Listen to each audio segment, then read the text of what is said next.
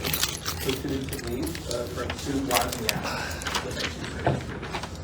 Roseville Lutheran Church has also been in winter clothing and a gift of funds in the form of grocery gift cards, also for students in need.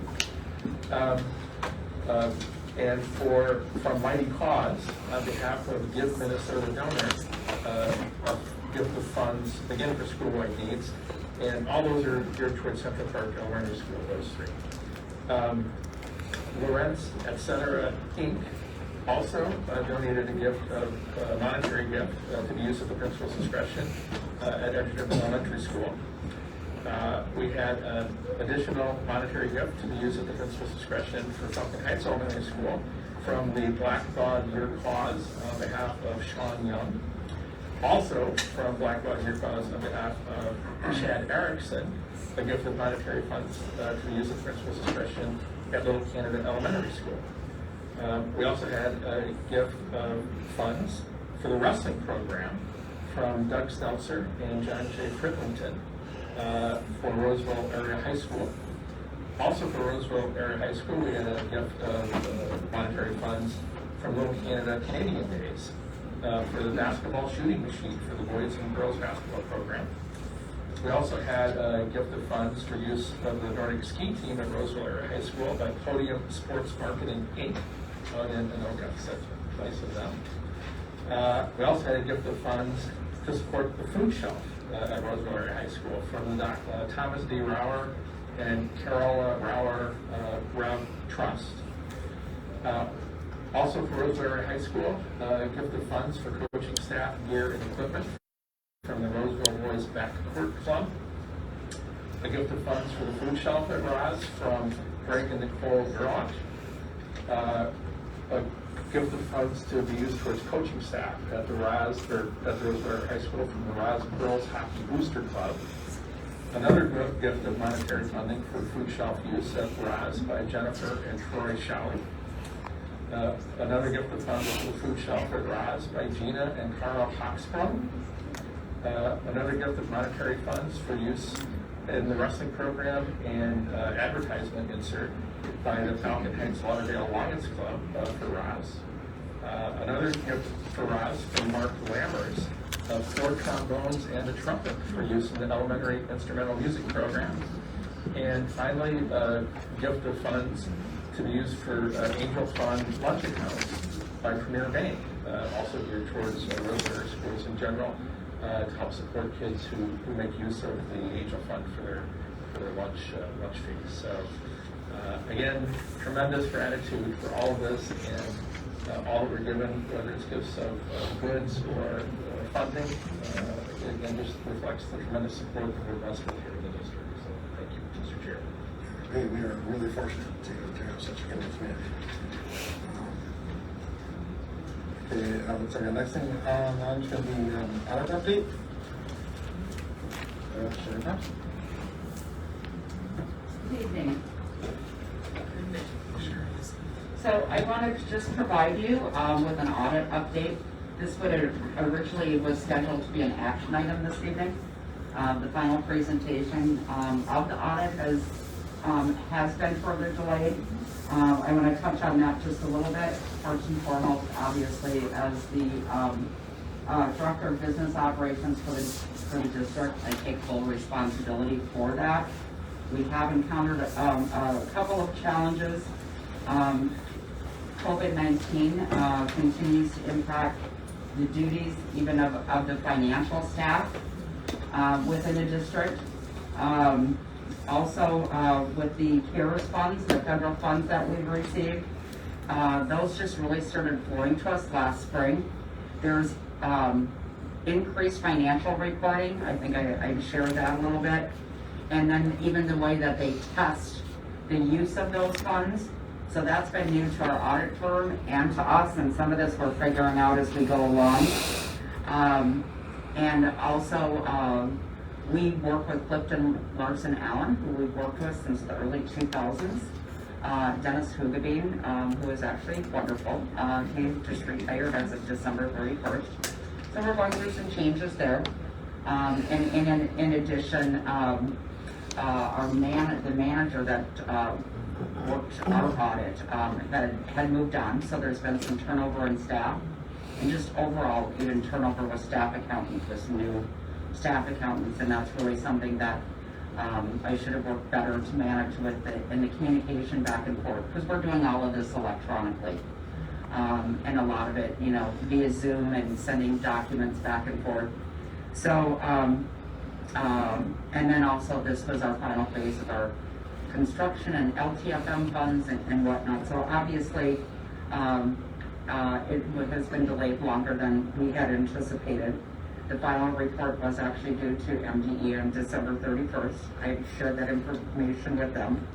This does not impact our financial condition. There again, it's just something that we take very seriously as far as reporting in a timely manner, and there's no financial penalty.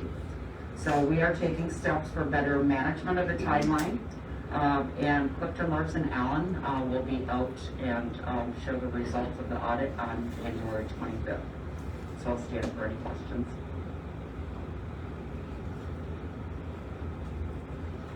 Can I say something? Yeah, first of all, thank you for the update. I think it is our responsibility as we work to ensure financial stability in our bank. So this is important.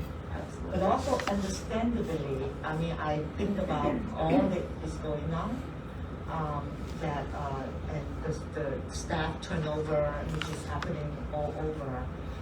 Thank you for trying to manage it, and thank you for the audit you're doing in order to make sure that the funding that we're getting and all the extra reporting is happening. So it's a balance act. I know there's a lot going on. I just want to acknowledge that this is extraordinary times. And so I know you're doing your best, and we'll just keep pushing, and glad to hear that it's going to come January.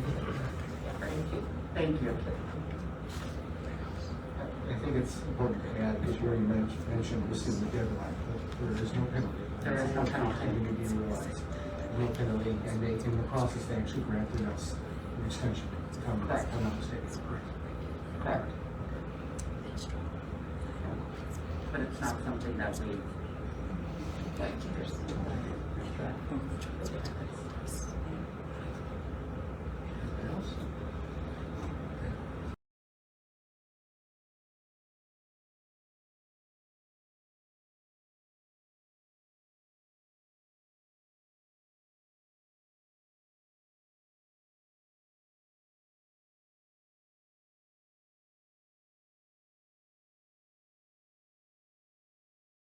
I get to bring this off, but I guess, because I've been our representative to Minnesota Equity Alliance the last several years, and even before that, I think I succeeded Kitty in that role.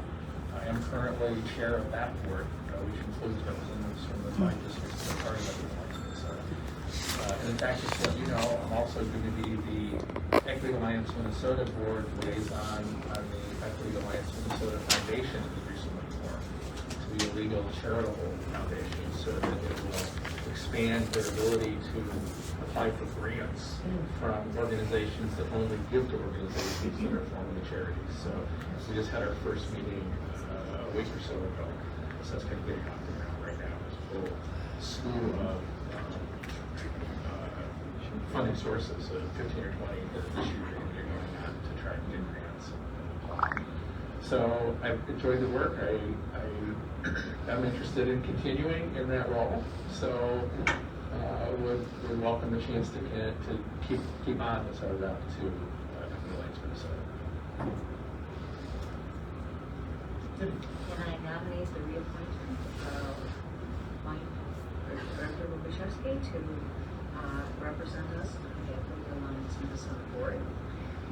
Just for the community's sake, that is a board that we have, every single district who's a part of it has a representative on their board. Is there a second?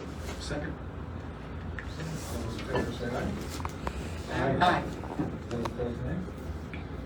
Okay. Thank you. Thank you. Congratulations. Again. Yeah, thank you. Keep doing my best there. Thank you.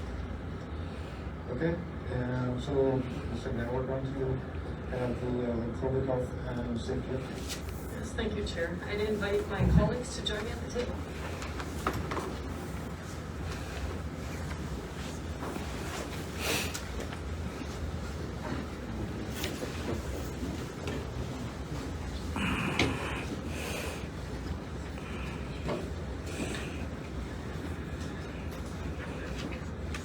Thank you. This certainly is something we're not looking to bring to the board at this time.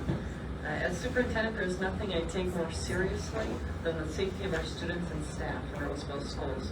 It absolutely pains me to make the following recommendation. This evening, I'm recommending the school board approve an emergency proposal to shift all grades to distance learning for 2 weeks, beginning next week, and cancel school this Friday to allow teachers time to prepare for this transition and ensure that elementary students have devices for distance learning. This is not a decision any of us wanted to make. We have taken great care to keep our schools open for in-person learning because we do know that it is best for students academically and their social, emotional well-being. We have seen other metro area school districts close for the same reason, with almost no notice to families. We wanted to provide as much notice as possible of this difficult decision, recognizing the hardship it places on our families. At this time, we'd like to provide additional data and rationale that will better paint the picture of our emergency staffing shortage. And I'll turn it over to Director of Communications, Josh Collins. Thank you, Superintendent Lake. Just to provide you with some of the latest figures, we currently have the 7-day case rate per 100,000 residents in Ramsey County is 1,041. That is equivalent to in the previous year when we had thresholds that the state would say that were decision points where we'd be strongly encouraged to shift. If you'll recall, so that is equivalent to 167.7 in the 14-day rate per 10,000 residents. That is 3 times the level that the state previously would have required schools to close and shift to distance learning for all grades. So the case rate is extremely high in Ramsey County. We continue to track rates and vaccination rates and also new COVID cases for our students and staff. During the week of December 25th through December 31st, we had 119 students, and actually that number is low because we continue to have shortages even in our health offices, which my colleague Deb Legan will speak to. But that number will be updated, and we do expect it to increase. So that was 119 new cases in students for a total of 552 cases this school year.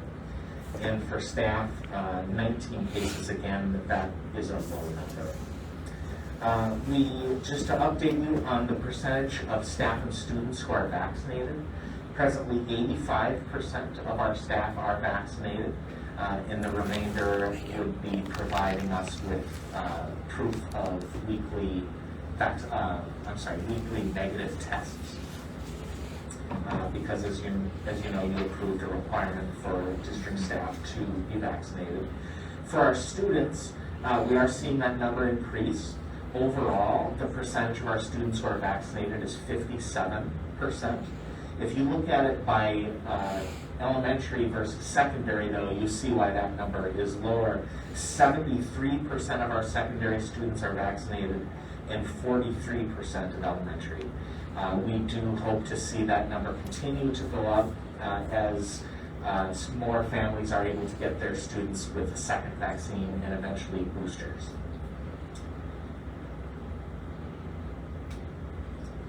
Those are the data points that I wanted to share, and I think with that I'll turn it over to my colleague Deb. And if we have a slight change in plan, at this time I'd like for Michelle, if you please play the video. Our colleague Melissa Sonic is Assistant Superintendent in Roseville area schools, and she is home with COVID in her family, so I ask that she describe the staffing shortage in our schools to the board and community at this time, and then we'll turn it over to Deb Legan, followed by discussion at the board table.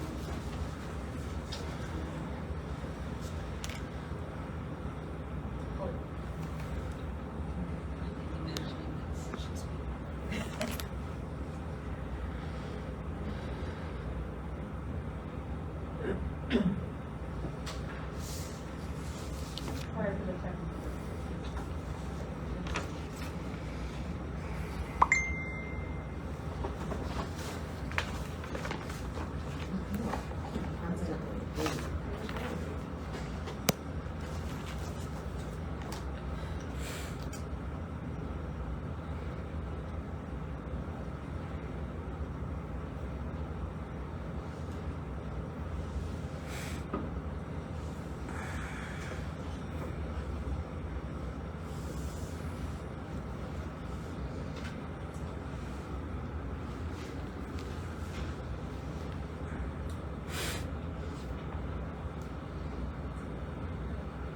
If we can't get the video up, we can read the script.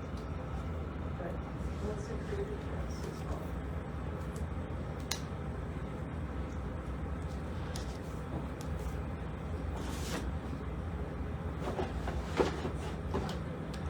Academic, emotional, and social benefits to students being in school with routine and structure.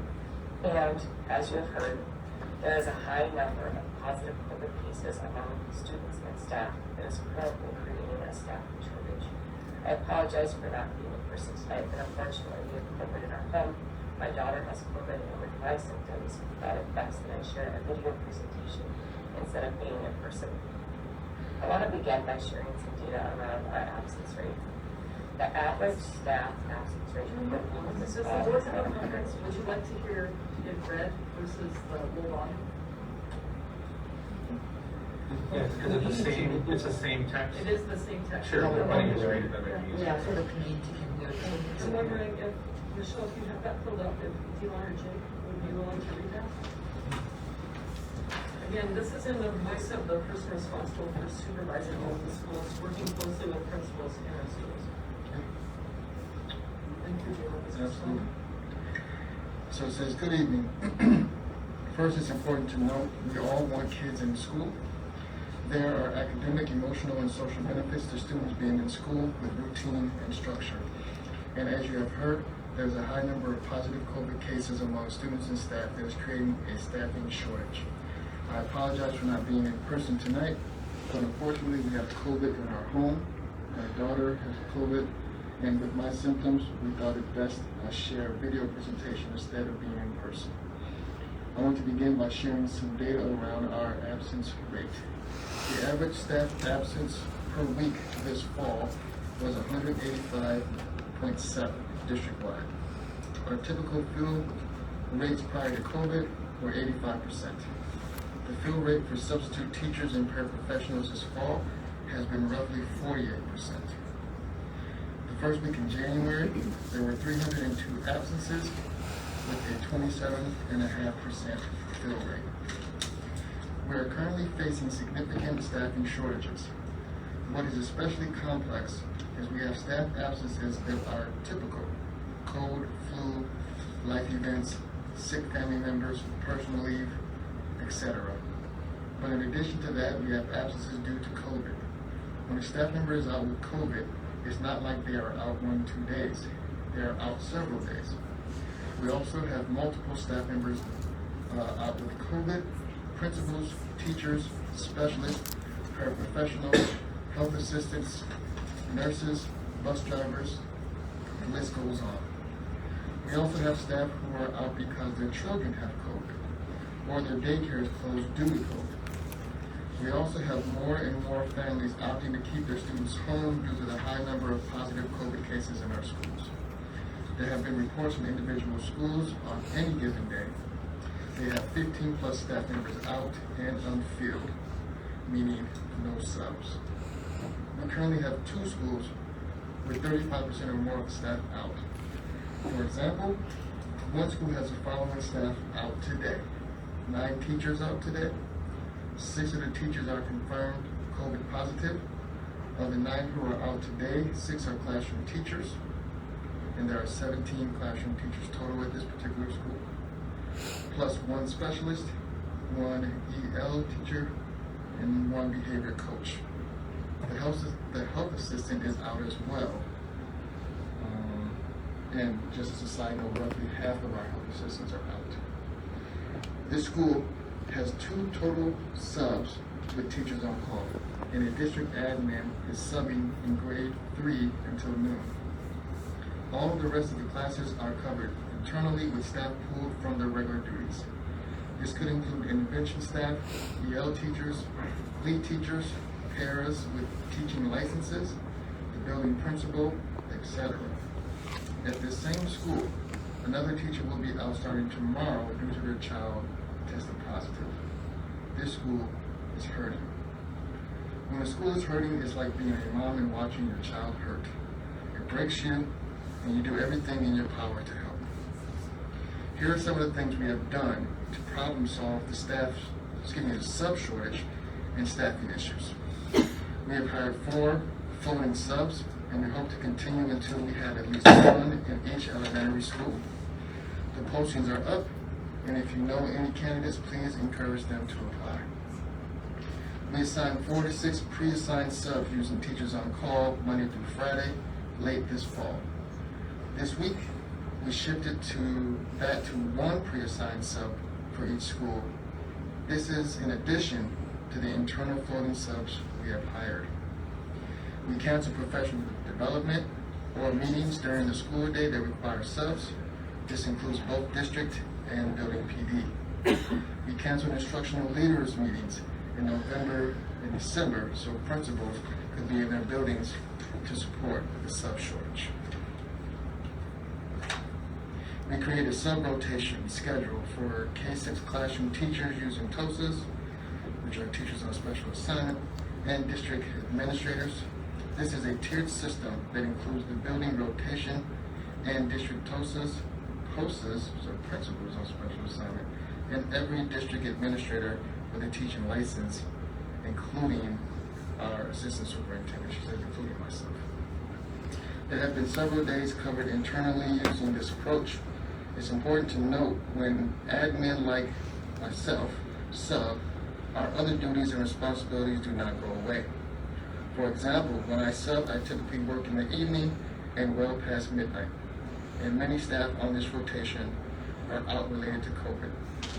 Dr. Lake and myself attended a meeting on Friday morning with legislatures and area superintendents where there was advocacy for funding and support to address ongoing staff shortages that have been compounded by COVID. We will continue to do all we can to address the sub and staffing shortage. And we also have to face the reality that this is not sustainable. While we continue to work to solve the staffing shortage, we have reached a point where we may need to consider shifting temporarily to distance learning.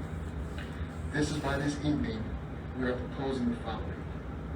We propose that due to the staffing shortage crisis that we are in, we shift to distance learning temporarily. Distance learning will begin Tuesday, January 18th, as there is no school on Monday, January 17th, and it would run through Friday, January 28th. Friday, January 14th, will shift to a non-school day for students, and it will be a transition day for staff. This will give staff a day to prepare for a transition into distance learning and for us to ensure elementary students have devices. In-person learning will resume again on Monday, January 31st. We will provide learning support and supervision of emergency workers and for families whom it will create an extreme hardship. In closing, I want to stress that this would be a temporary shift to distance learning due to our extreme staffing shortage. At this time, we'll open it up for questions, or possibly for Deb. And she says, I'll be watching the board meeting as you discuss, and I'd be happy to talk more if anyone has questions. Thank you, Director Smith, for stepping in, and both Director Vonderlini and Director Smith are in place for Melissa, but speaking on their own right, they both have been subbing and working in district leadership roles, and they'll be able to participate in the Q&A as well. And if I could ask for your patience, if Deb could go ahead and give her narrative as COVID coordinator and lead nurse in the district, and then we'll open it up for questions.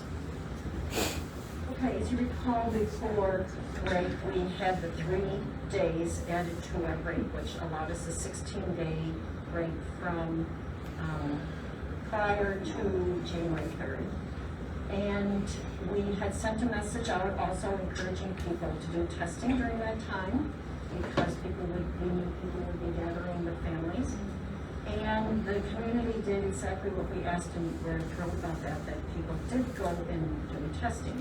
Prior to break, we have home test kits that we've been getting out to families as much as we can, and whether families took their students or teachers went to community clinics, people did test. We anticipated that we would see a lot of cases. We did not quite anticipate the avalanche that we would experience.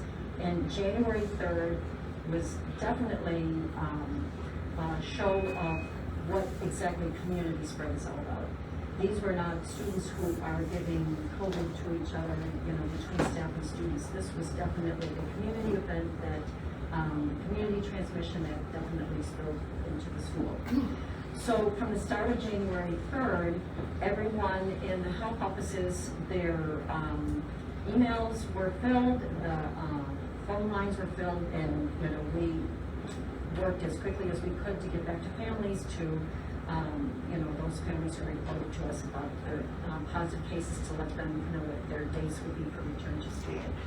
And it has actually taken us days and to keep up with it. And knowing that we would anticipate large numbers on January 3rd, I started contacting families who had already reached out ahead of time, starting by December 28th. So I think before the start of school had already gone through about 30 cases. Well, the high school, in reflection of what last week was, every health office has been overwhelmed, but just as an example, last week the number of positive cases that came in to the health office that they have contacted families to determine what their days would be because of these positive cases was 178. And then we thought, well, what would the second week look like? And on Monday, yesterday, they had 50 cases. The school that I'm most closely tied with is Parkview, and up from January 3rd to about now, we're somewhere between 60 to 75 cases. Now, when we have positive cases in school, one of the requirements is that we do need to report these through a red cap to the Minnesota Health Department, and we will do that. We are behind. I have long lists because every phone call to a family is you have to determine when the symptoms started, when the positive test was. It's a process to get all the accurate information. And by the same token, for the district dashboard, the way the data gets to Josh so he's able to crunch numbers and have it posted, it is a survey that we complete, and then that goes in, and we're extremely behind on that. So those numbers don't even reflect the volume that we are seeing in every single school. Additionally, on the Minnesota Department of Health website, in the last podcast from Dr. Michael Osterholm, he had even mentioned that the health department is overwhelmed with data, and they can't even keep up with the data.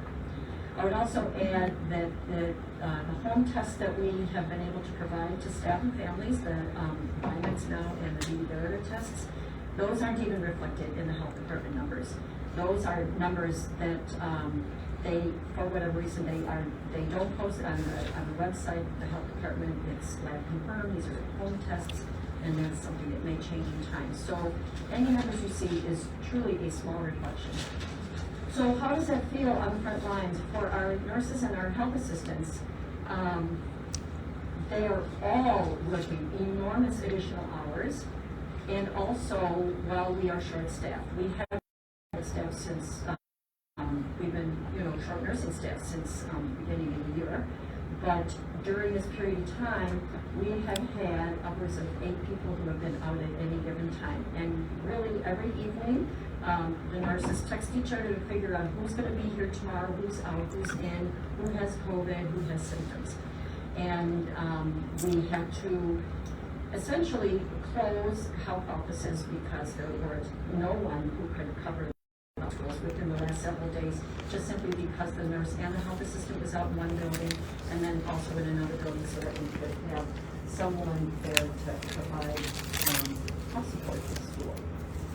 It's exhausting, and we are behind, and because every day your email is filled with more positive tests. The upside, the good side of this is that people are testing, and this is what we wanted. We wanted to keep the people who have positive cases out of the school. But this surge is truly extraordinary, and it's unlike anything we have ever experienced during this whole period of time. We have always gone through the process to process positive cases. We could, get the information pretty quickly, but cannot keep up. So that's kind of how it looks in the health offices right now. Thank you, Deb. I think you summed it up well. People should be testing, and all the positive cases are also keeping our staff full. Thus, the proposal to shift to distance learning. I need to announce too, Michelle informed me that we were notified that the streaming service was stopped due to a network issue at Ross, so I apologize. As I mentioned, the community is very interested in this discussion. Could I add to that, Dr. Lake? So we followed up on that. So there is a network issue. They are addressing, but the remedy to this will be as soon as this meeting is over, the entire meeting recording will be posted to YouTube. Thank you, Sherry.